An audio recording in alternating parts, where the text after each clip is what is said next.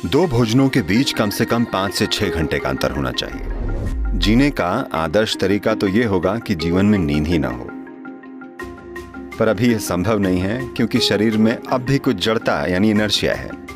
तो नींद कम से कम हो, बाकी समय शरीर आराम से रहे। गुनगुने पानी में थोड़ा सा शहद मिलाकर पिएं। ऐसा रोज करें और आप पाएंगे धीरे धीरे खून में आरबीसी बढ़ जाएंगे।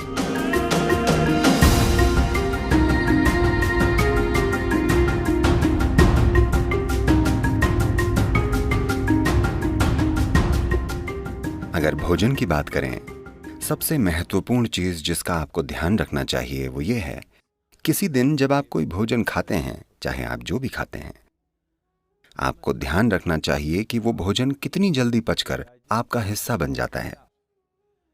कोई भी भोजन अगर 3 घंटे से ज्यादा पेट में रहता है, यानी आपने खराब खाना खाया है। वो भोजन या तो आप छोड़ दें या कम से कम खाएं। अगर भोजन 3 घंटे में पेट से आंतों तक पहुंच जाता है, यानी आप कुछ ऐसा खा रहे हैं जिसे आपका सिस्टम अच्छे से पचा पाता है। शायद वो सबसे अच्छा भोजन न हो, पर सिस्टम उसे पचा पा रहा है। और 2 भोजनों के बीच अगर आप 5 से 6 घंटों की दूरी बनाए रखते हैं और बीच में अगर कुछ भी ना खाया जाए, तो आप पाएंगे कि कोशिकाओं या सेल्स के स्तर पर सिस्टम में सफाई होगी। सेलुलर स्तर की यह सफाई स्वस्थ जीवन के लिए सबसे जरूरी और सबसे ज्यादा महत्वपूर्ण है।